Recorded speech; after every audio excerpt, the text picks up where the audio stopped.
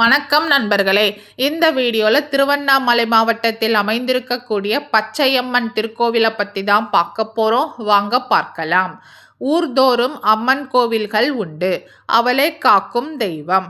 கருமாரி, காமாட்சி, மீனாட்சி என்று பல்வேறு நாமங்கள் கொண்டு மக்களை காப்பவள். அவளே பச்சையம்மனாக அருள் பாலிக்கும் தலங்கள் பல உண்டு. அவற்றில் முக்கியமானது முனுகப்பட்டு. திருவண்ணாமலை மாவட்டம் செய்யாறு வட்டத்தில் உள்ள சிற்றூர் முனுகப்பட்டு. இங்கே அம்மன் பச்சையம்மனாக கோவில் கொண்டிருக்கிறாள். சுற்றியுள்ள ஊர் மக்கள் அனைவருக்கும் கண்கண்ட தெய்வமாக விளங்குகிறாள் பச்சையம்மன். தங்களின் கஷ்டங்களை ஓடி வந்து இந்த அம்மனிடம் உரிமையோடு முறையிடுகிறார்கள். அம்மனும் அவர்களுக்கு ஆறுதல் அளிப்பதோடு அவர்களின் துன்பத்தையும் நீக்கி அருள் புரிகிறாள். வாருங்கள் அந்த அம்மனின் சிறப்புகளையும் இந்த தல வரலாற்றையும் தெரிந்து கொள்வோம்.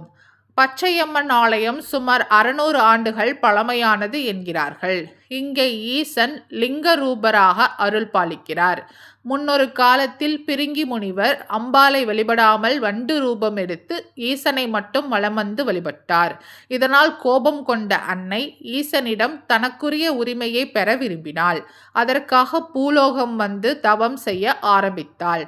அப்படி அவள் பூவுலகில் தவம் செய்த தலங்களில் ஒன்றுதான் முனுகப்பட்டு.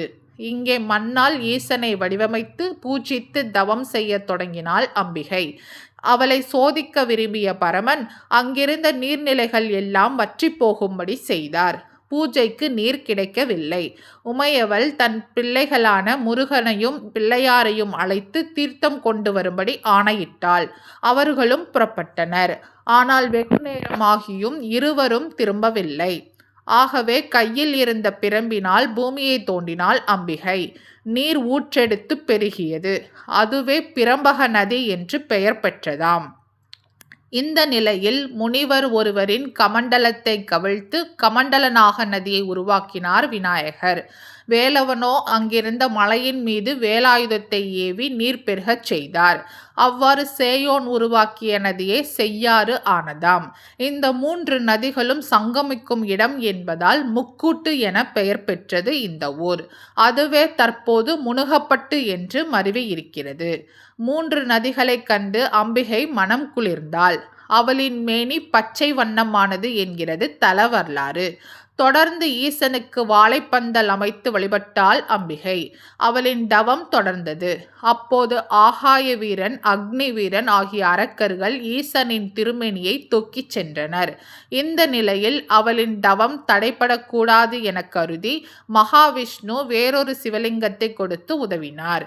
மேலும் அரக்கர்களின் தொந்தரவு இருக்கக்கூடாது என்ற எண்ணத்துடன் ஈசனும் விஷ்ணுவுமே வால்முனி செம்முனியாக மாறி காவல் காத்தார்களாம். கோவிலுக்கு வெளியே இவர்களுக்கும் சன்னதிகள் உள்ளன. நாட்கள் நகர்ந்தன. பார்வதியின் தவத்தால் மகிழ்ந்த ஈசன் அம்பிகைக்கு தன் தேகத்தில் சரிபாதி கொடுத்து அர்த்தநாரீஸ்வரராக அருள் பாலித்தார். அதன் பின்னர் அம்பிகை திருவண்ணாமலையில் அருளும் அண்ணாமலையாரை அடைந்தாள் என்கிறது தலபுராணம். சுற்றுவட்டாரத்தில் பெரும்பாலான பக்தர்கள் இந்த பச்சையம்மனை தங்களின் குலதெய்வமாக வழங்குகிறார்கள். இங்கு வந்து குழந்தை வரம், திருமண வரம் மற்றும் சொந்த வீடு அமைய அம்மனை வேண்டிக் கொள்கிறார்கள். பச்சையம்மன் தன் கைகளால் சிவபெருமானை வடிவமைத்ததால் அவருக்கு மன்னார் சாமி என்று பெயர் வந்தது.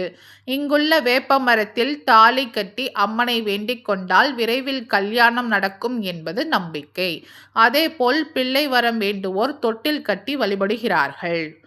அது மட்டுமன்றி பிள்ளை வரம் வேண்டுவோர் இங்கு வந்து அம்பாளுக்கு புடவை சாத்தி ஜடை பின்னி அலங்காரம் செய்து வளையல்கள் அணிவித்து 9 வகையான சாதம் வைத்து அம்பாளுக்கு வளைகாப்பு செய்து வழிபட்டால் விரைவில் அவர்கள் வீட்டில் தொட்டில் சத்தம் கேட்கும்.